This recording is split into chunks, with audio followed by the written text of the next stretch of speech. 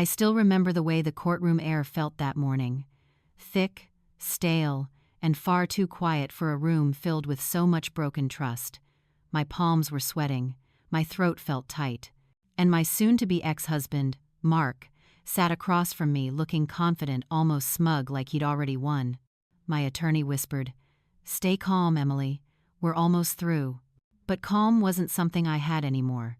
Not after months of accusations, lies, and the endless tug-of-war over our daughter, Lily. 15 years old, too young to carry the weight of two adults tearing each other apart, but old enough to see every ugly truth. The judge adjusted her glasses. "All right. Before we finalize today's custody decision, I understand the daughter, Lily Thompson, has requested to speak." My heart dropped. Lily? Speaking here? Why? I turned toward her. My sweet, quiet girl sat on the front bench, gripping her phone with both hands. She looked pale, nervous but determined. Too determined. She stood up slowly. "Your Honor, I don't just want to talk," she said. Her voice wobbled. I want to show something." Mark stiffened. His lawyer leaned in, whispering urgently. The judge frowned. "A video? What kind of video?" "It's something my dad didn't know I recorded." The room shifted. People sat forward. Even the bailiff raised an eyebrow. Mark's face drained of color. "Lily," he hissed, barely audible, "sit down." But my daughter didn't sit. She didn't even look at him. "Your Honor," she said, louder now, stronger. "This video, it's the truth. And it's why I don't want to live with my dad." My breath caught. I had no idea what she was talking about. I had spent months defending myself against Mark's accusations that I was unstable, emotional, unfit. He painted himself as the calm one, the stable parent, the responsible adult. But Lily had always been trapped between us. The judge nodded. "Let the record show the minor wishes to present digital evidence." She looked at Mark. "Any objection, Mr. Thompson?" He shot up.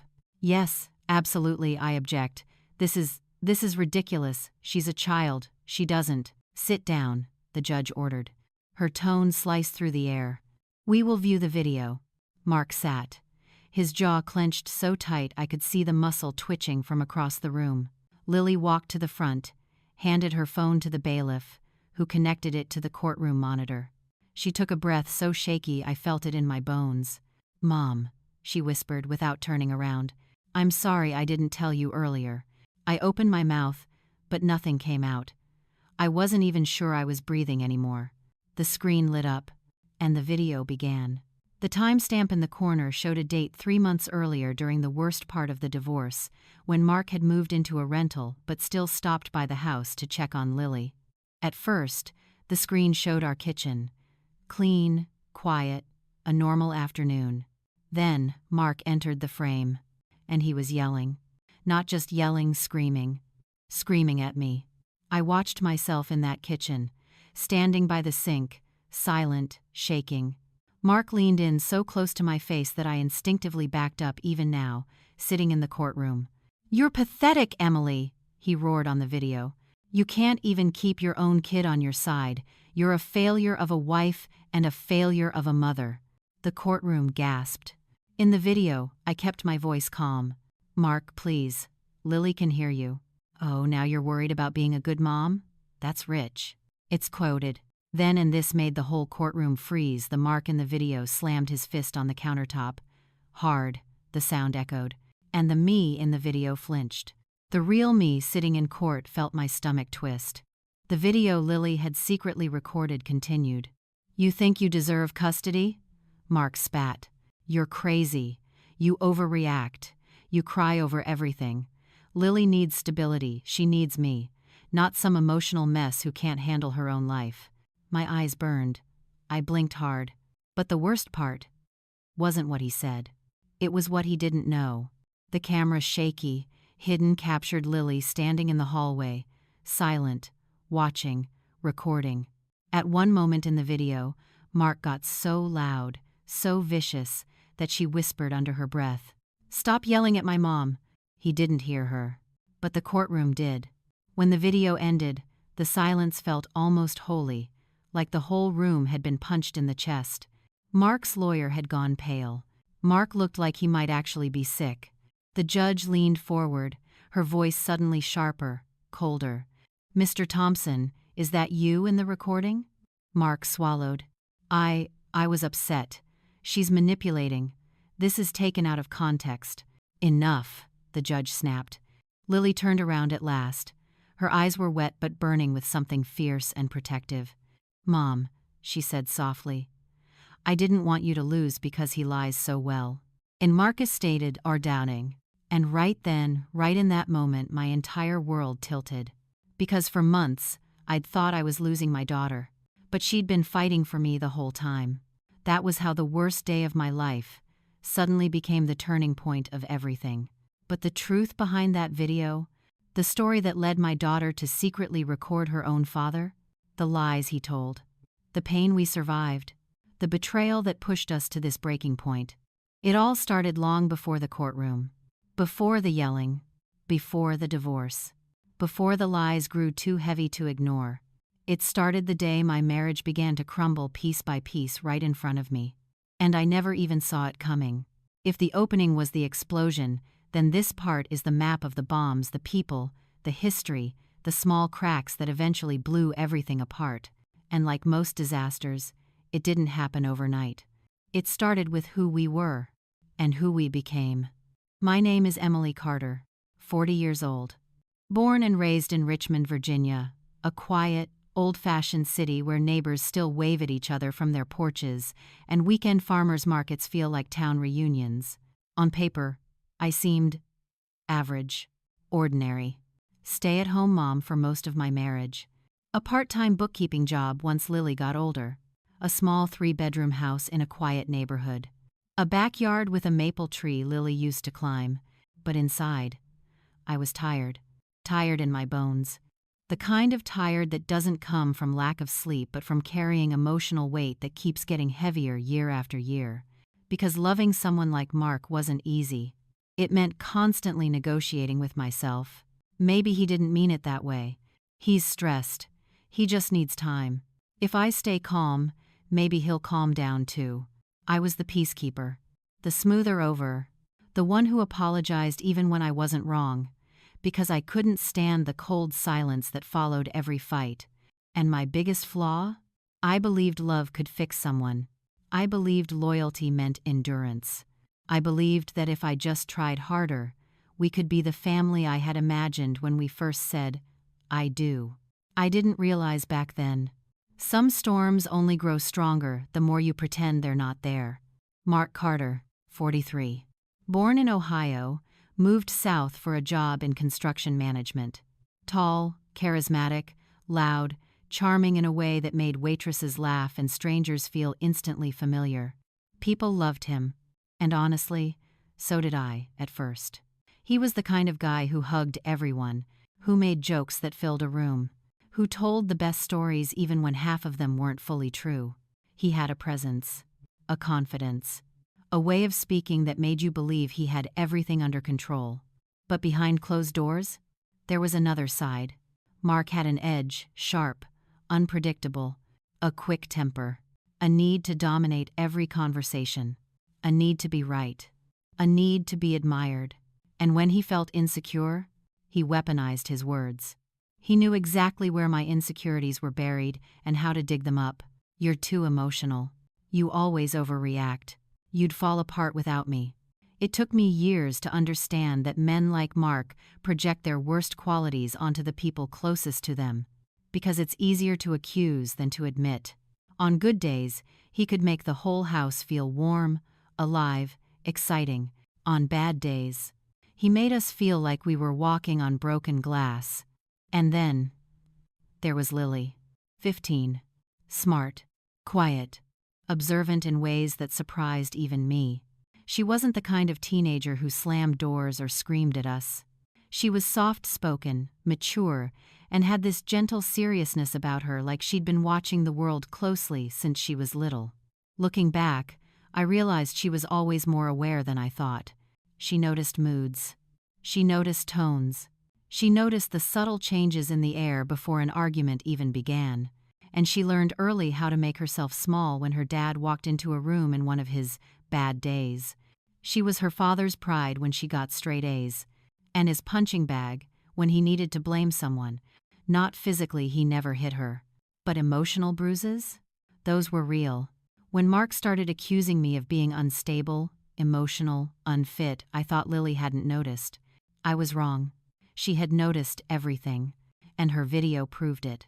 But to understand why she recorded it, you need to understand the years before the divorce, the years she watched her mother shrink, and her father grow louder, harsher, more entitled.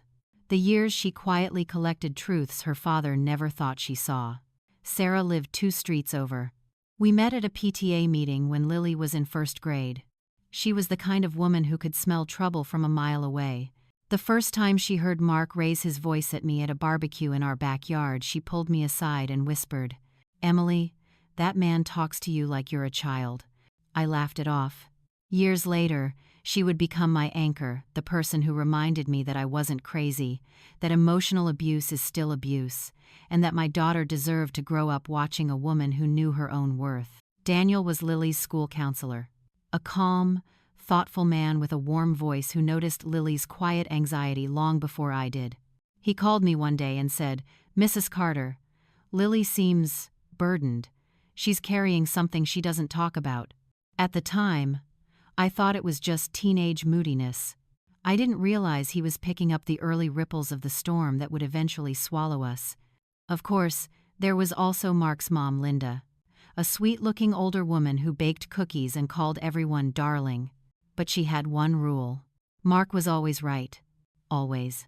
If Mark yelled, it was because he was stressed. If Mark lied, it was because he didn't want to worry anyone. If I cried, it was because I was too sensitive. She didn't create the man Mark became, but she certainly protected him from every consequence he should have faced. We lived in a house with blue shutters and a white porch swing. Mark installed himself back when he still cared, back when every project meant pride, not control. We had neighbors who took evening walks with their dogs. Kids rode bikes in the street until sunset. Summer nights smelled like grilled burgers and cut grass. It was a good place, a peaceful place, which made the chaos inside our home feel even more surreal.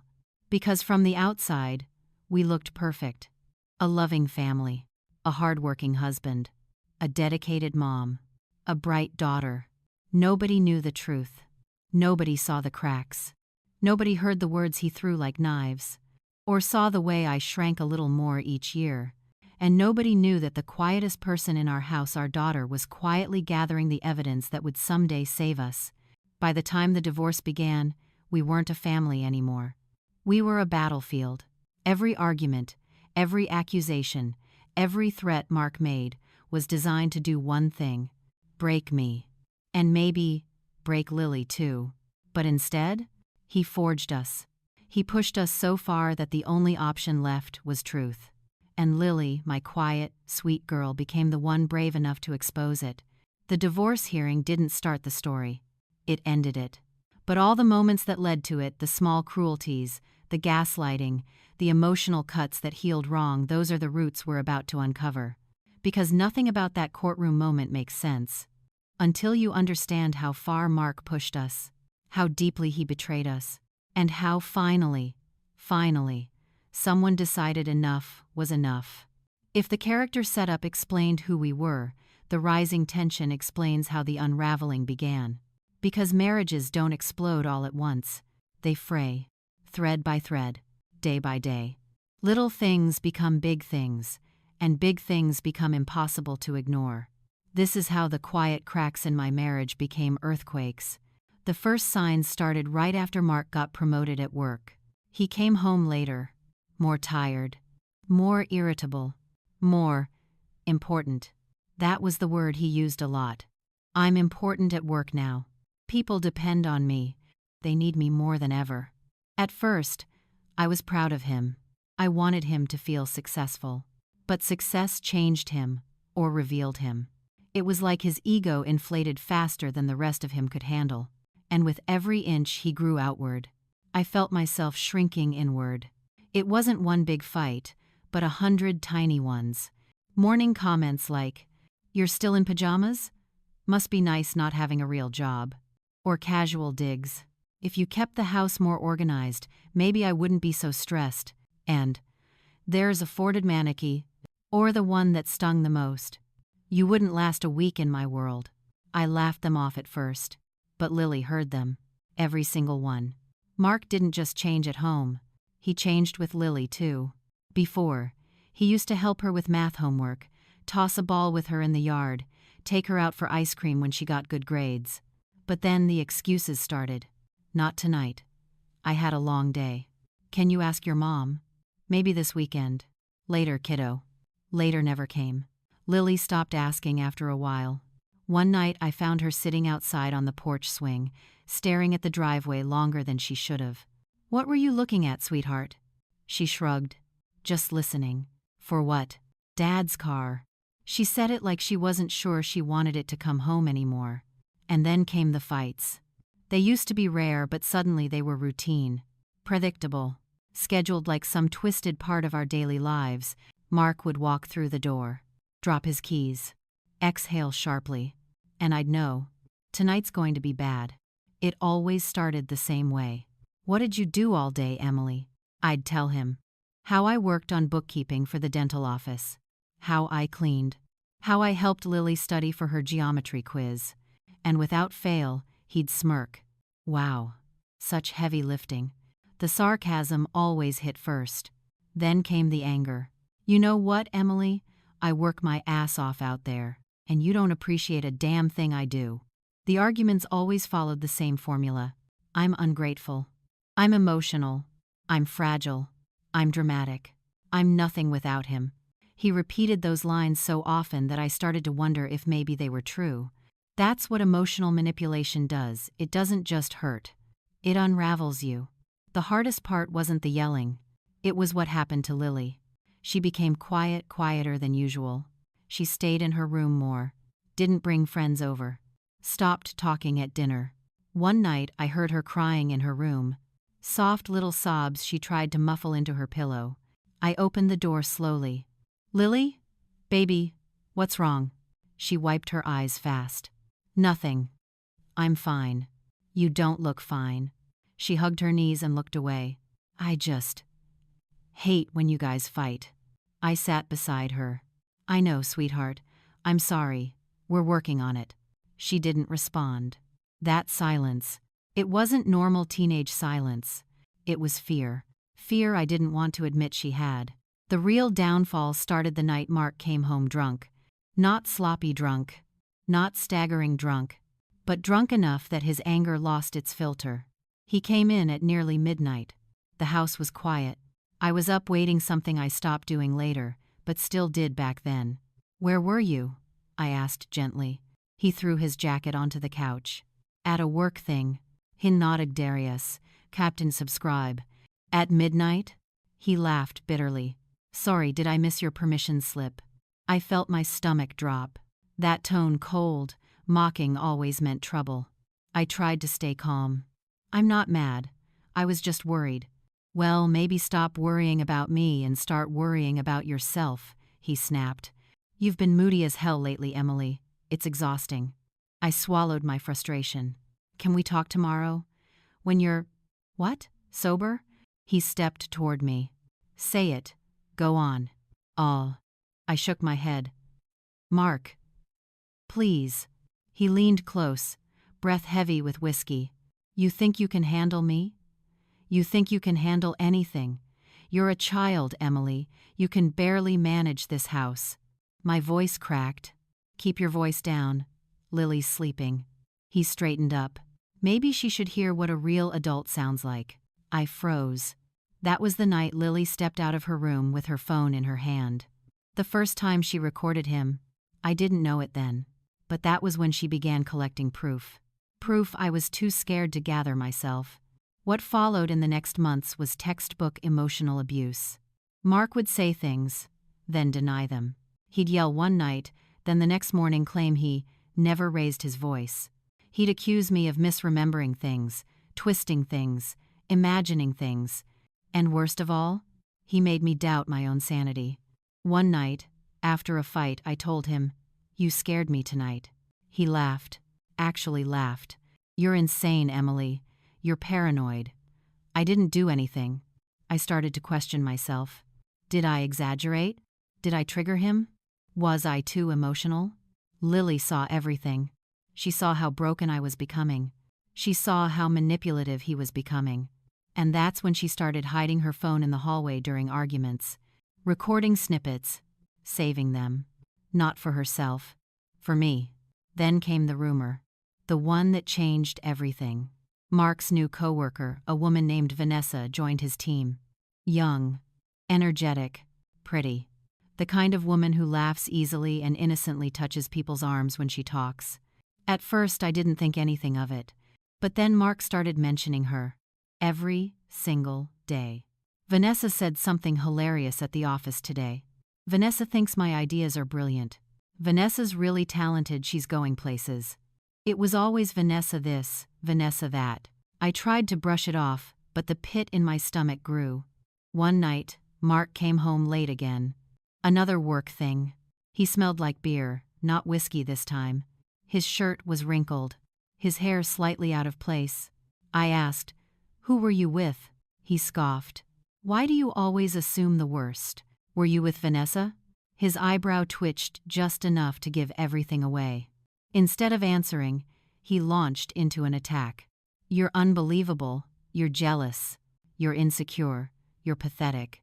I whispered, "Mark, just tell me the truth." He stepped forward. "You want the truth? The truth is you're suffocating. I need space. I need someone who actually supports me. Someone like Vanessa?" He didn't answer. He didn't have to. The look on his face said everything. That night, Lily came into my room after Mark stormed out. She sat on the bed quietly and said, "I heard everything. I said, I'm so sorry, sweetheart. You shouldn't have to.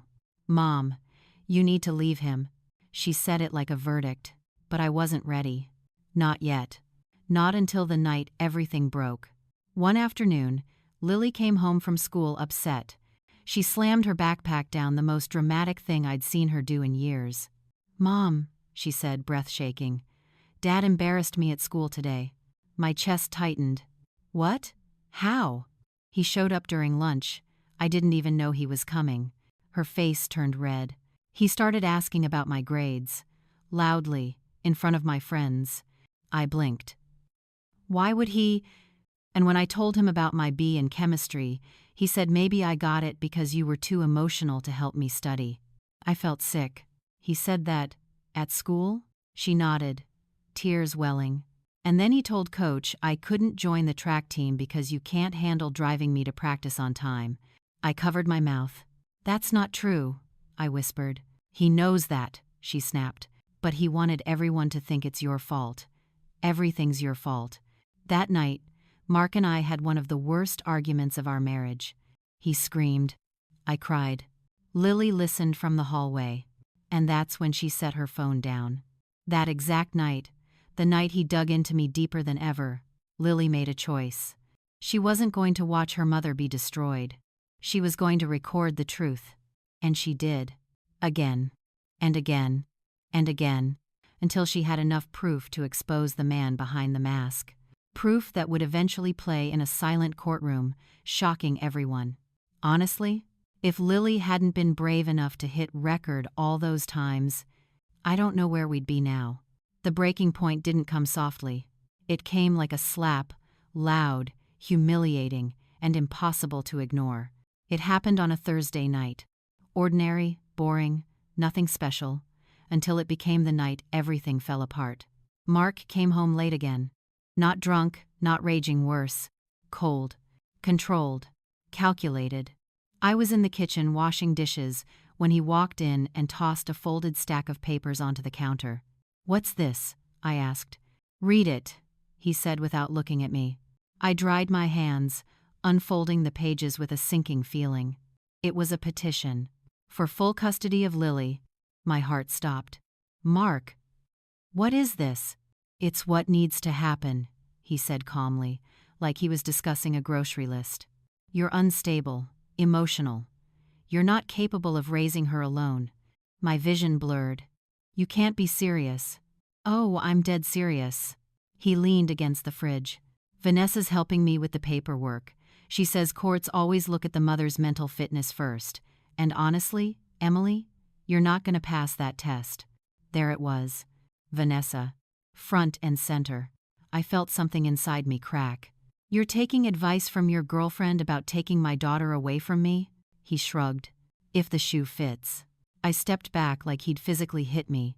So this is why you've been recording fake narratives? Telling people I'm unstable? Is this all to build a case against me? He smirked. Do you know how easy it is? You cry at everything. You get overwhelmed. You forget things. You're basically handing me the evidence. Tears burned my eyes. You're twisting everything. No, he said. I'm protecting Lily. She deserves a parent who actually has their life together. And then Lily's voice came from the stairs. Dad, stop. We both turned. She stood there, pale, shaking, holding her phone in her hand. Mark's expression shifted, anger mixing with annoyance. Lily, go to your room. This is between adults. She walked down the stairs slowly. No, it's between us two. It is not meant. Lily, Mom's not unstable, she said, voice trembling. You are. Mark's jaw clenched. Careful. She swallowed hard but didn't back down. I've been recording you. The room froze. What? Mark barked. I recorded the nights you yelled at her. The times you blamed her. The times you said she was useless. I have everything. His face went white, then red. Give me that phone. She stepped behind me. No. He lunged forward, grabbing for it, and that was it. That was the moment something snapped in me that could never be repaired. I shoved him back. Harder than I thought I could. Don't touch her. He stared at me like he didn't recognize me. For the first time, he looked afraid. Lily slipped her hand into mine. Mom, let's go. And we did. We walked out that door with nothing but her phone and the truth inside it. That night was the death of my marriage. And the beginning of the war that led us to the divorce hearing. I sat there at the courtroom table, trying hard to keep my breathing steady. My hands were cold, my thoughts scattered. Across from me, Mark kept whispering with his lawyer, smirking like he already owned the outcome. Our daughter, Lily, sat between us, small, shoulders hunched, eyes fixed on the floor. The judge cleared her throat. Before we proceed, she said, I understand the child has a piece of evidence she wishes to present. My heart dropped. Mark snapped his head toward Lily. What evidence? Lily, what are they talking about? But Lily didn't look at him. Her small fingers shook as she stood up, holding her tablet like it weighed 100 pounds. Your Honor, her voice cracked. I want to show you something. I recorded it, because nobody believed me. Every sound in the courtroom disappeared. Even the judge's expression softened.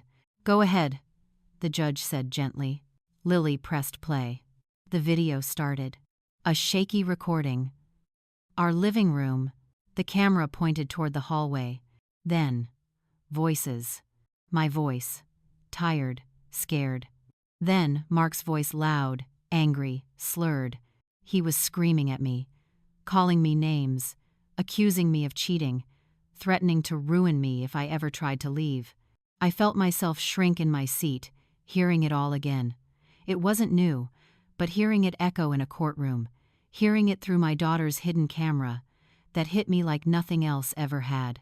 Mark jumped to his feet. That's manipulated. She edited that. She.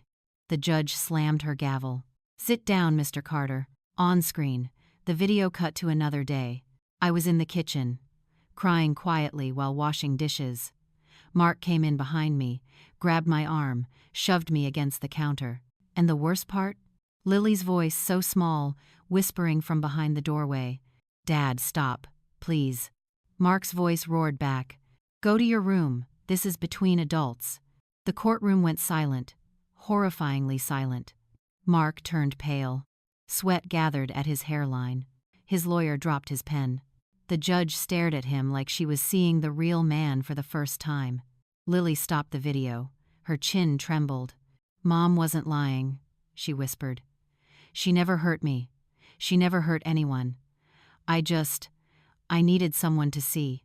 I reached out to her, tears running freely now. But she looked at the judge, not at me. I just want to live somewhere safe, Lily said. I don't want to be scared anymore. It's today. Those words, they shattered something in me. And in Mark too. He collapsed back into his chair, face drained, jaw shaking. For the first time since I'd known him, he looked afraid. Not afraid of losing a fight. Afraid of the truth finally being louder than him. The judge folded her hands, leaned forward, and said quietly, "We've heard enough. This changes everything." And just like that, the entire direction of the case, our entire lives shifted. This was the moment the truth finally stood up, and Mark had nowhere left to hide. The judge called for a short recess. Lawyers scrambled. People whispered. Mark paced like a trapped animal, running both hands through his hair, muttering curses under his breath. I sat perfectly still. For the first time in years, I wasn't afraid of him. When court resumed, the judge's tone was colder, sharper, and unmistakably in control. "Mr. Carter," she said, "the evidence your daughter presented is deeply concerning. Your behavior in those recordings shows clear emotional abuse, intimidation, and potential physical endangerment." Mark shot up. "That's taken out of context. She's turning my own kid against me." The judge didn't blink. "Sit down." He froze. The judge continued, her voice steady. "This court no longer sees you as the reliable parent your petition claimed. In fact, the evidence strongly suggests a risk to both mother and child." Mark's lawyer tried to object, but the judge raised a hand. "No, I'm making a temporary ruling." A breath caught in my throat. "Effective immediately," the judge said. "Primary custody will be granted to the mother. Mr. Carter, your visitation will be supervised until a psychological evaluation is completed." Mark stumbled back like she'd punched him. "What? Supervised? That's insane. I'm her father."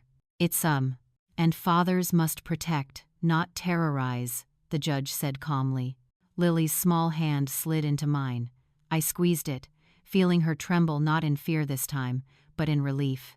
Mark slammed his palm onto the table. "This is all your fault," he spat at me. "You planned this. You poisoned her. The bailiff stepped between us instantly.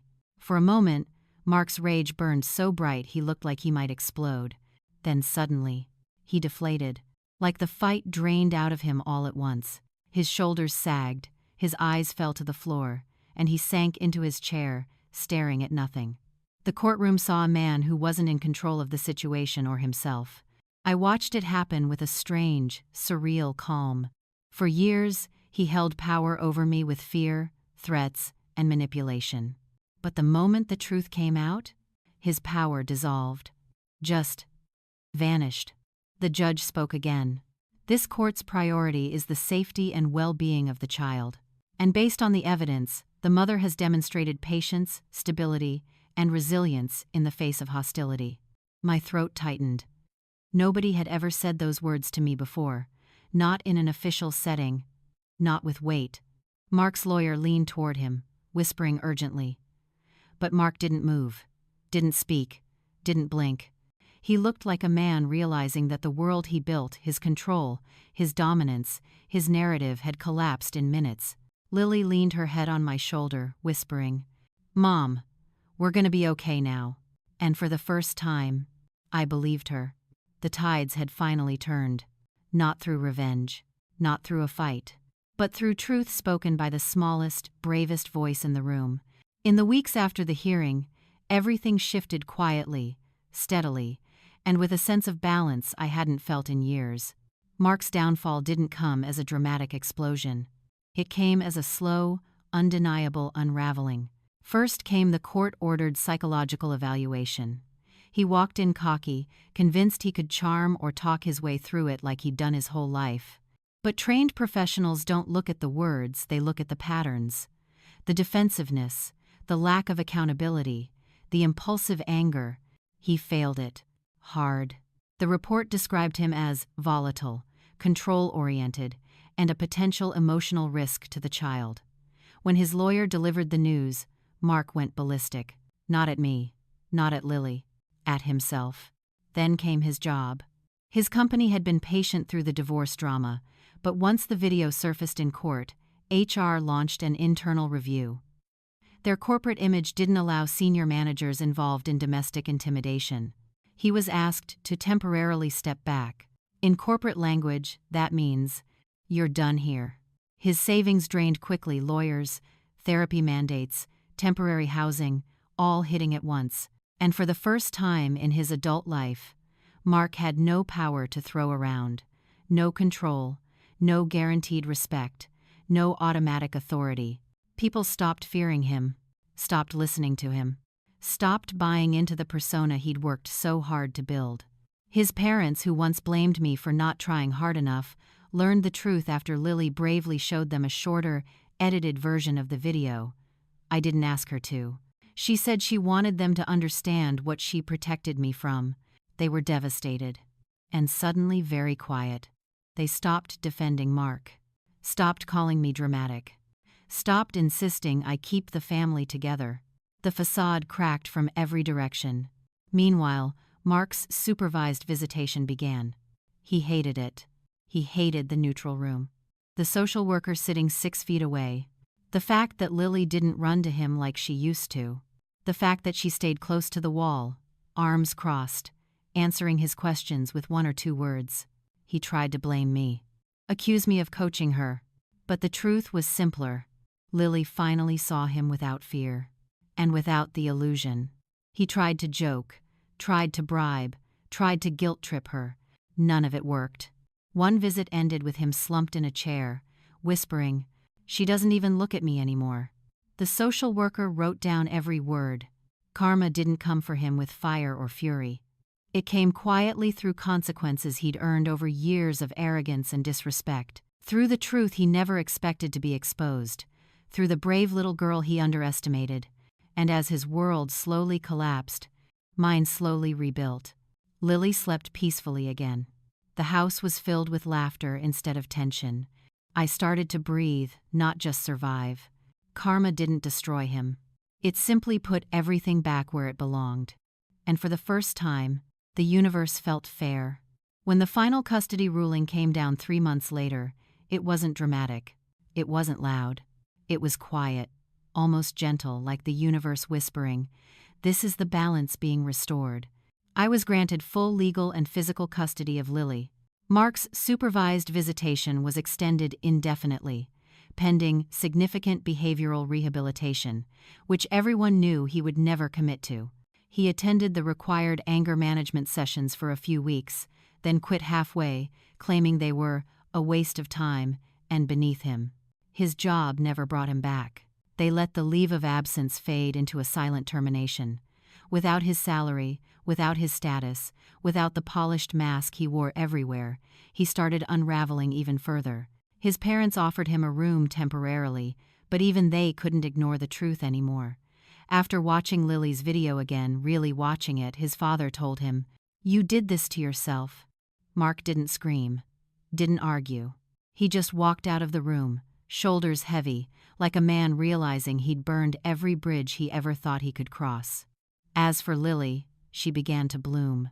The nightmares stopped. Her shoulders relaxed. She laughed again, real, belly-deep laughter that filled our little apartment like sunlight. Her therapist said she was healing faster than they expected. When she talked about the day in court, she didn't describe fear. She described courage. "I just wanted the truth out," she'd say softly. "Dad needed to stop hurting you." My best friend Jenna became our steady anchor. She helped me move, helped Lily with homework, and reminded me daily that I'd done the bravest thing a mother could do, protect my child, even when no one believed me at first. And the judge? Her final words stayed with me for months. "Mrs. Carter, you fought a quiet battle for years. Today you won a loud one." We didn't celebrate with fireworks or champagne. We celebrated by going out for pancakes and sitting in a diner booth, just the two of us, breathing freely. Sometimes justice looks simple. Sometimes it looks like a mother and daughter sharing a peaceful breakfast after years of walking on eggshells. 2. Heroine's transformation. 304 words. Healing didn't arrive all at once. It came in soft, steady waves. In the beginning, I didn't know what to do with silence. I kept expecting footsteps, slammed doors, sharp sighs, or accusations thrown like daggers across the room. My body was trained for chaos. My mind was trained for tension. But slowly, beautifully, I began to unlearn all of that. I learned what it felt like to wake up without dread, to cook dinner without bracing for criticism, to sit on the couch and exhale. There were moments when guilt tried to creep in, guilt for breaking the family, guilt for exposing him, guilt for watching him fall. But Lily would crawl into my arms, look at me with those soft, honest eyes and whisper, "Mom, you saved us." And every time she said it, I believed her a little more. I started journaling again, reading again, smiling without forcing it. I went back to school for a part-time paralegal certification, something I'd wanted for years but never dared to pursue. In a class full of people half my age, I found confidence instead of insecurity. I found purpose instead of fear. And I learned something powerful. You don't rebuild by pretending the past didn't hurt. You rebuild by choosing a future where that hurt no longer controls you. Mark once convinced me I was weak. That I needed him. That no one would believe me if I spoke out. But the day my daughter pressed play on that video, everything flipped. She didn't save just herself. She saved me. She reminded me of the woman I used to be before fear, before manipulation, before years of walking small to keep the peace. Now, when I look in the mirror, I don't see a broken wife. I see a mother who fought, a woman who rose, a survivor who turned her wounds into a doorway to a new life. And every day, I'm still learning to walk through that doorway stronger, steadier, and finally free. 3. Final life message. 300 words. If there's one thing this journey taught me, it's this. The truth has a way of making its way to the surface, especially when spoken by someone with nothing to gain but everything to heal. I used to think the destruction of my marriage was the end of my story, but it wasn't. It was the beginning of my clarity. Pain doesn't disappear overnight. Healing doesn't arrive in a neat package, but the moment you choose honesty over fear, the moment you choose yourself over someone else's control, your life begins again. Sometimes the bravest people aren't the adults in the room. Sometimes they're the children who refuse to accept silence as normal. Lily taught me that truth can be small, shaky, and whispered, and still strong enough to break chains. So, if you're listening to this, wondering whether your voice matters, whether anyone will believe you, whether courage is worth the fallout, let me say this plainly. Your truth is stronger than their denial. Your peace is worth more than their control. And your freedom begins the moment you choose to stop hiding. The day my daughter played that video, everyone in that courtroom saw the truth. But the most important person who saw it was me. And once you see the truth, really see it, you can finally walk toward a life that feels like yours again.